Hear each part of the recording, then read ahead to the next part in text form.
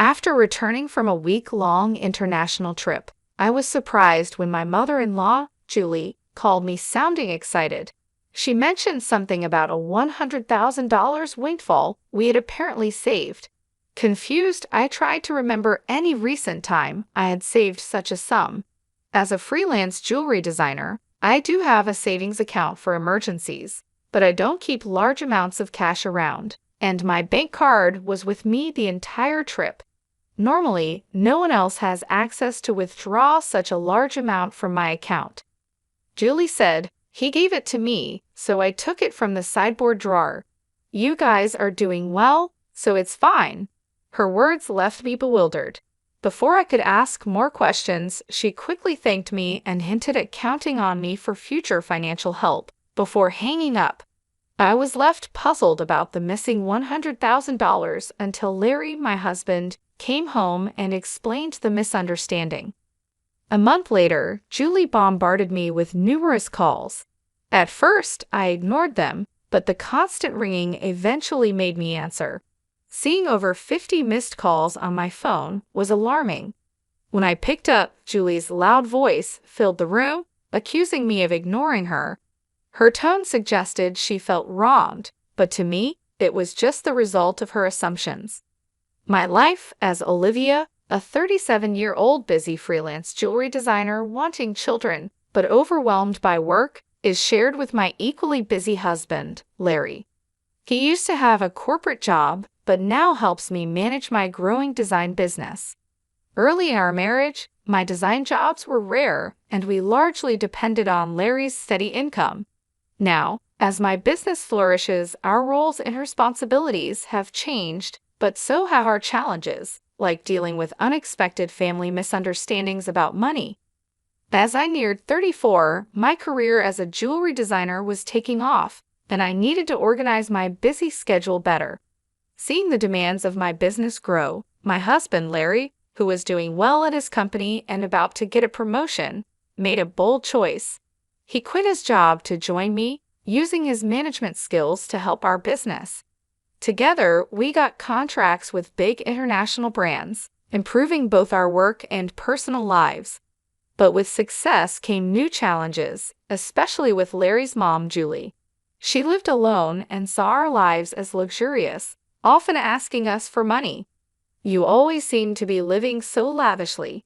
I'm jealous," she would say. My job required me to attend product launches and dinners with executives, which Julie saw as fun outings. Her requests for money became more personal over time. "I'm going to throw a party for my friends soon. Can you give me some money for it?" she asked once. Even though it looked like we could afford it, keeping up our business image was expensive and full of obligations. We weren't living in luxury. These were necessary parts of our work. Julie, full of envy and sarcasm, didn't understand our expenses. "Dressed up beautifully, eating at expensive places, I envy you," she'd say. Despite my repeated refusals, Larry, being her son, would sometimes give in to her demands. If giving her a little money keeps her quiet, then it's worth it, he'd argue, finding it easier to appease her than have our work disrupted. But Julie's demands only grew. Recently, she wanted a new dress for an upcoming gathering. Just the other day, Julie came over and pestered Larry. "Wouldn't a three-piece suit work? We've been asked to buy clothes before," she said. "There might be cheaper options, but what Julie wants is certainly not cheap." I explained to Julie that it was a fancy party and she couldn't be the only one in old clothes. She also insisted on a matching bag, which left us frustrated. To handle her frequent requests, Larry had set up a credit card in Julie's name for her expenses. At first, she overspent a lot and Larry had to warn her. Even though he asked her to tell us before making big purchases, she kept spending too much. This constant demand for money left both Larry and me exhausted, trying to support family while keeping our business stable. I found an exquisite ring and couldn't resist buying it, though I regret not telling you first. Unfortunately, the bill was huge. Julie said, "If spending is going to be this uncontrolled, maybe it's best to take back the card." "We just can't cover these costs," Larry said. The credit card was in Julie's name, but Larry was the one managing and paying the bills. Julie treated the card as if it had no limit, not realizing every purchase had to be paid for. Since the money wasn't coming directly from her, she kept using it freely. To control her spending, Larry set a limit on her card. Julie stormed into our home one day, frustrated. "What the heck? I couldn't pay for my shopping the other day." "Why?" she complained. We explained that her excessive spending was straining our finances, so we had to lower her limit. "It's still enough, right?" Larry asked, trying to keep the peace. "But you two are still dressing up and going to fancy places. How is what I'm doing any different?" Julie protested, thinking our activities were just for fun. "That's part of our job, Julie. If that's a job, then what I'm doing isn't any different. It's unfair that only you two get to have all the fun," she argued. "While it's true that our work involves attending events in luxurious venues, these are professional obligations, not leisure activities." Despite her misunderstandings, setting a limit on Julie's credit card seemed to calm things down. Occasionally, Julie would visit and complain to Larry, but overall, life continued without major disruptions. As the year ended, an exciting opportunity came up. A foreign brand manufacturer approached me with a proposal to expand our business by moving overseas. This prospect thrilled me as it could elevate me to the ranks of top-tier designers. Larry, ever supported as my manager, was all for it. "It's a chance we have to take," he affirmed.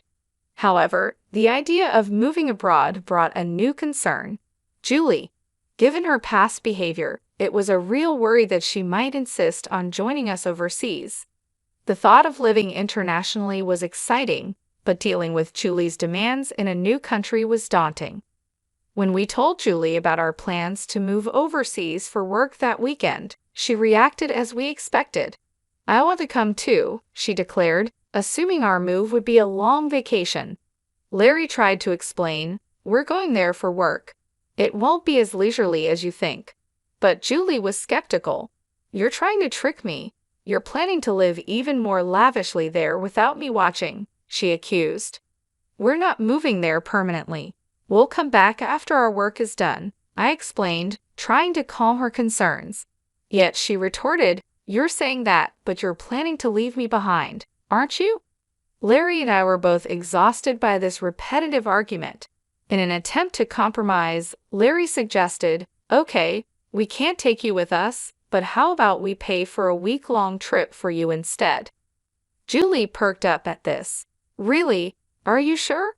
We'll cover your flight and hotel, but you'll need to manage the rest," Larry affirmed, pleased for the moment.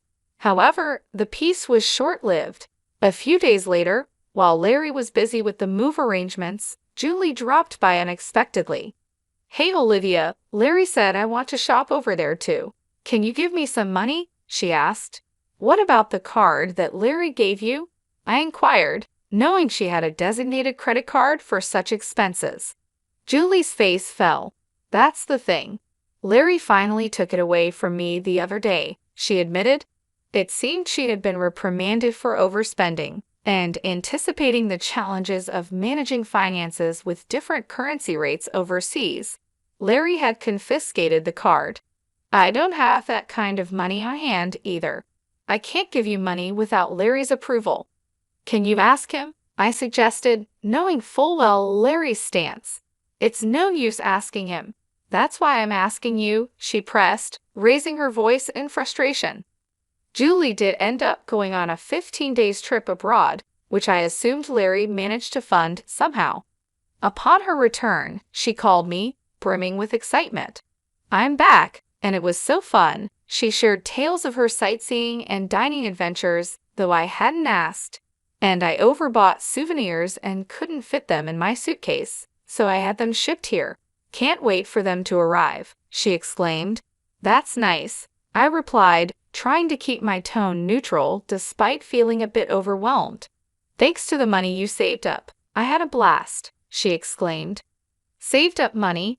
What are you talking about?" I responded, puzzled and a bit alarmed, having no recollection of setting aside money for her splurge. I found it in your house's sideboard drawer, she said, claiming she took $100,000. I was stunned. Why would such a large amount of cash be stashed away at home, especially not in a drawer where anyone could find it? Confused, I confronted her. I'm not sure what money you're talking about, but taking it from our house without permission is theft, even if you're family. Do you understand that? Julie's response was unsettlingly casual. That's why I'm telling you now. I used it. Consider it a post-factum report, she declared unapologetically. I have no idea about this money, but if you took it and used it without telling anyone, that's a crime. And if it was something Larry had set aside for an important transaction, it's even more serious, I explained, trying to make sense of the situation. Despite this, there hadn't been any noticeable disruptions in our business finances during her trip. You two live so extravagantly, so why can't I have a little of that? Think of it as doing a favor for your parent. It's not a big deal, right? She rationalized, showing a sense of entitlement that was hard to comprehend. It's one thing to ask for help from your son and his wife, but this is not how you should behave after taking someone else's money, I replied, still in disbelief. I'm glad you enjoyed your trip, but I'll have to discuss this with Larry when he returns. Larry will understand. After all, I'm his only mother, and $100,000 isn't much to him, she assumed. All right, I'll pass the message along, I said, astounded by her lack of awareness.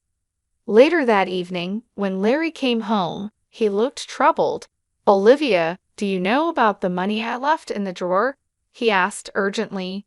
20 days ago, I withdrew it from my bank account, and now it's gone. Keeping such a large sum in a drawer, didn't you think it was careless? He questioned. I needed cash immediately for an urgent payment. Do you know anything about it? It suddenly clicked. Julie's earlier call thanking me for the $100,000 and mentioning how much fun she had made sense now. It was Larry's money meant for a crucial purpose. Larry, today Julie called, thanking us for the $100,000 and saying she had a blast with it, I explained. I didn't understand what she meant until now. I explained, piecing everything together. So it was Larry's money, but what was such a large amount meant for? I asked. Hey, if it wasn't for a business payment, we've been doing bank transfers for a long time, right? Why cash all of a sudden? I questioned, trying to understand the whole situation and deal with the consequences of Julie's actions. I knew it was Larry's money that had disappeared, but I didn't know the full story. Julie had taken the money without telling us, and I needed to understand why. I asked Larry, puzzled by the situation. Larry began to explain.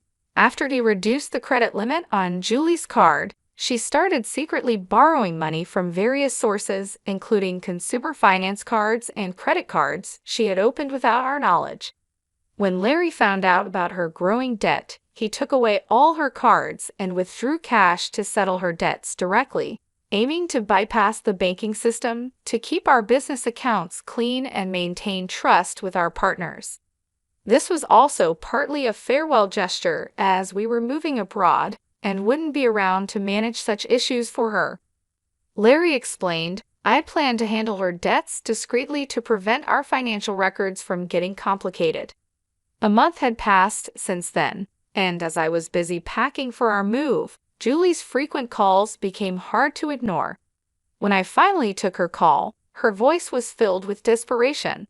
Why aren't you answering my calls?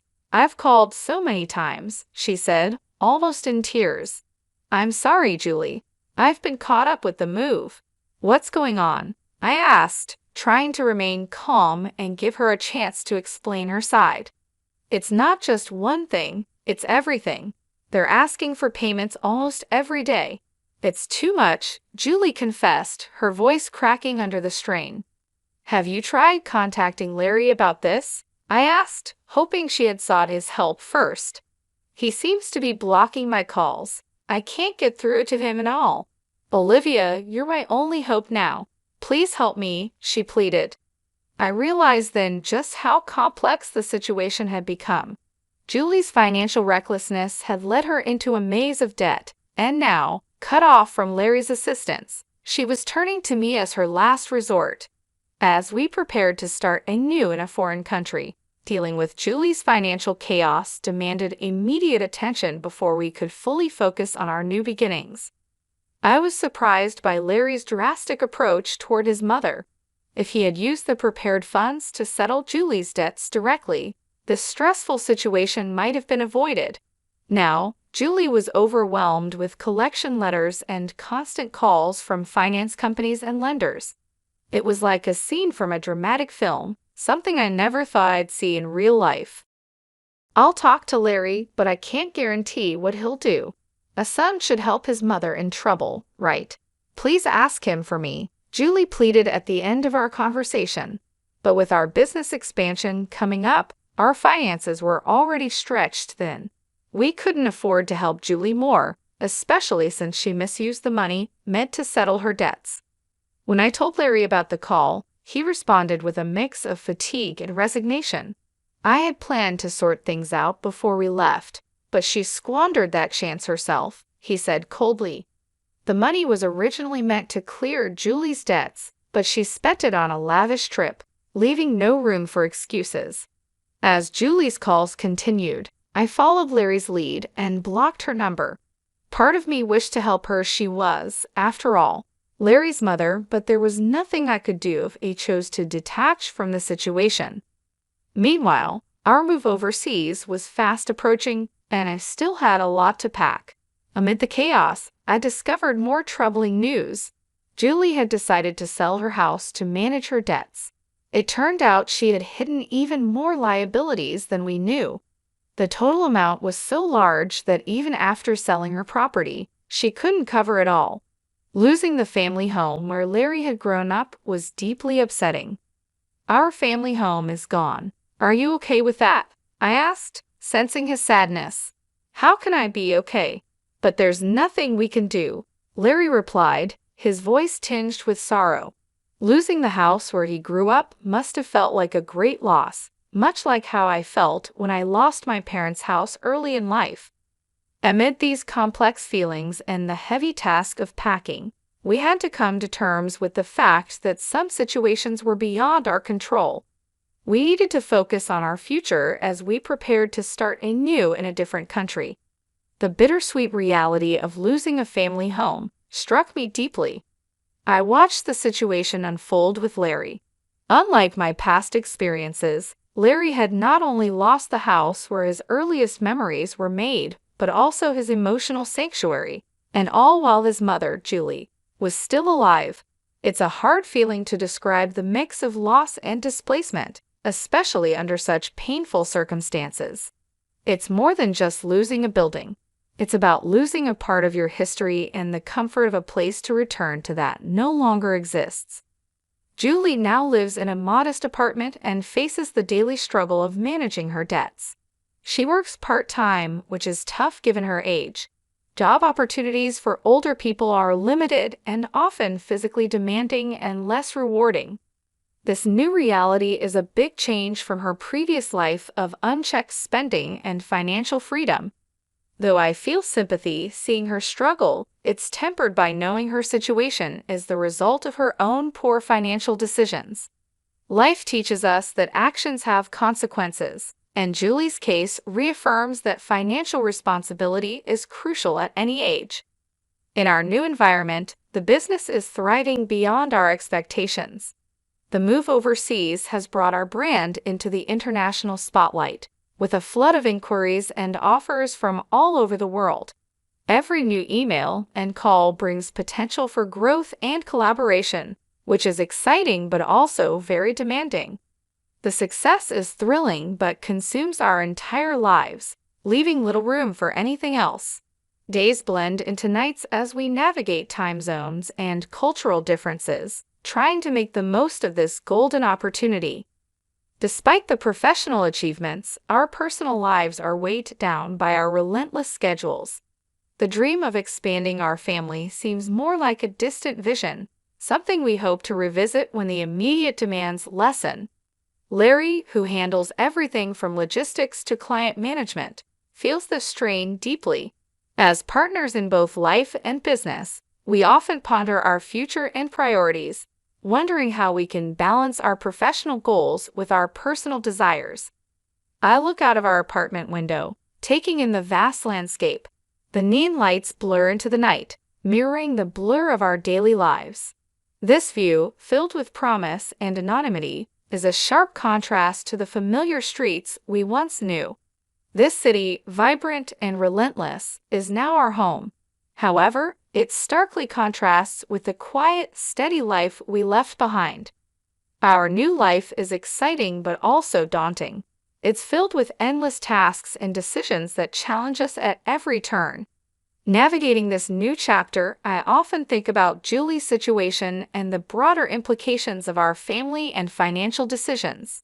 It's a continuous learning curve, understanding how deeply our choices are intertwined with our lives. Each decision, each sacrifice, and each success shapes not just our immediate circumstances, but also the legacy we leave behind. This view is full of promise and anonymity, a big change from the familiar streets we once knew. This city, vibrant and relentless, is now our home, but it is very different from the quiet. Our new life is exciting but also challenging, with endless tasks and decisions at every turn. As we navigate this new chapter, I often think about Julie's situation and how our family and money choices affect everything. We keep learning how our choices are deeply connected to our lives. As we build this new phase of our life, we try to balance achieving success and maintaining the relationships that define us beyond our business achievements.